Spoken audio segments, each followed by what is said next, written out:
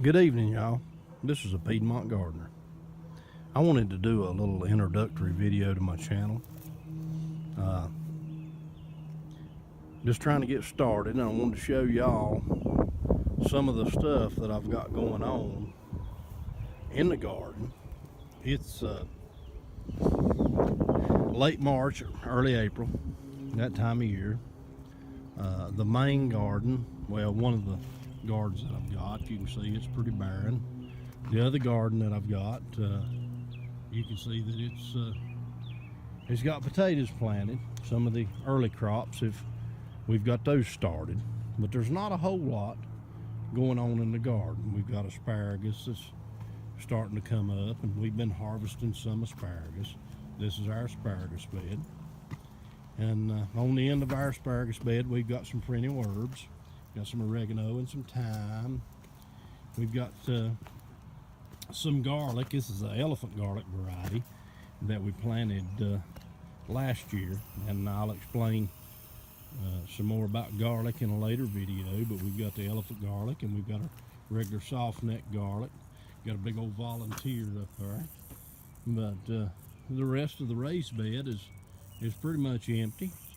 The blueberry bushes up there, they're coming along. It's a work in progress, and we've got our onions in. I know that's hard to see, but we've got our row of onions in that we ordered from Dixondale Farms. It's a candy variety, and y'all get to come along with us and see those. But I've got a raised bed here. About 6 weeks ago, I planted some carrot seed, and them little boogers, they just went wild. I'm gonna have to get in there and thin that out. And we've got our spring lettuces in this box here that I planted 6-8 weeks ago. And because that's a cold frame, so that lets me get started a little bit earlier than most. Here in North Carolina, we have some cold weather, and you can't grow lettuce out in the open like this that early. Most people's planting their lettuce about this time of year, and I've started eating mine. So, but we'll go through that, and I'll show you some ideas and some tricks how to get that started. But these flowering plants that you see here, there's a variety of mesclun mixed with Russian red kale, and that was planted last fall, and it's now going to seed. And that bed over there, that's its replacement for our salads. We've got some spinach left. You can see our spinach down in there. It's been harvested, and there's more there, but it won't be long. It'll warm up and it'll go to seed, and that crop will be past. But over here in this bed, we've got some more lettuce. There's mixed variety in there. Plus, we've got some, I think it's red crimson. I think it's what they call that. I'm not entirely sure. But this bed and this bed we planted last fall. And with the enclosures that we've built for these beds, I had salad all winter. We picked and eat salad all winter long here in the Piedmont of North Carolina. And I'm not saying I'm the only one, but I'm one of the few people that can pick their own salad in January. But we did. We've successfully built cold frames, and these cold frames allow us to have a harvest even in the wintertime. Even got a little sage growing over on the very end. But you can see our blueberries up here. I don't have a whole lot of luck with blueberries, but I'm working toward it. Gardening is it's a big experiment. It's science, but it's a big experiment. So I'm not all that great at growing blueberries, but I'm giving it a shot. We're gonna see what happens. But like I said, I just wanted to do a little introductory video to our channel. and show you what we grow. The main purpose of what we grow is to feed our family.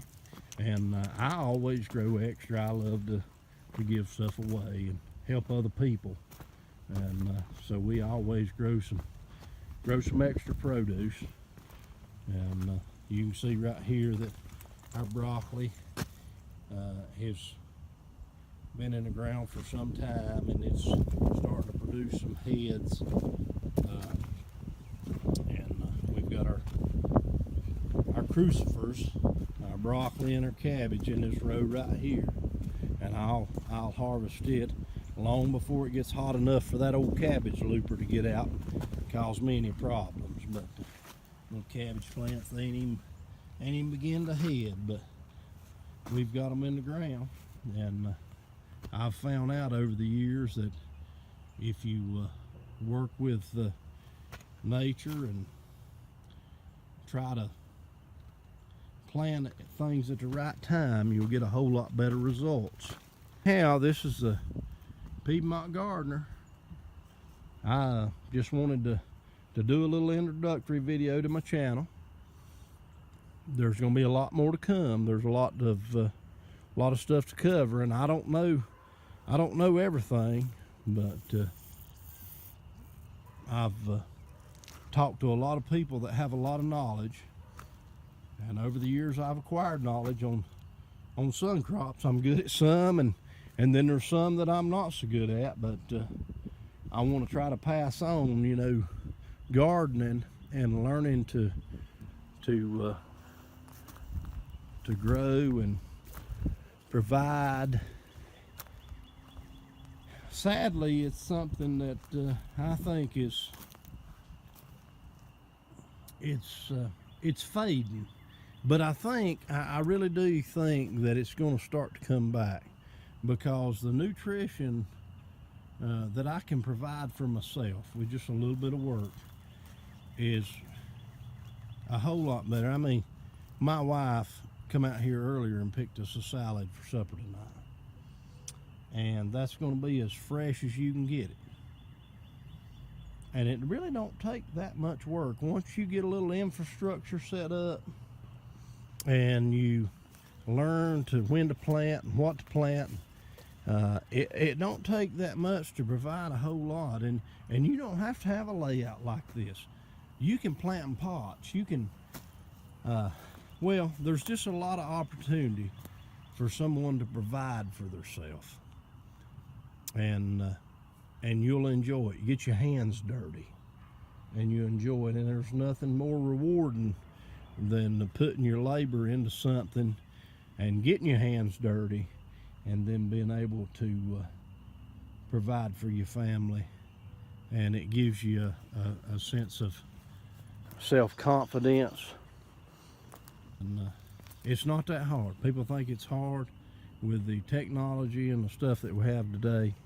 It's not that hard, and you can provide a far superior product than what you can buy down here at the grocery store or the big box store.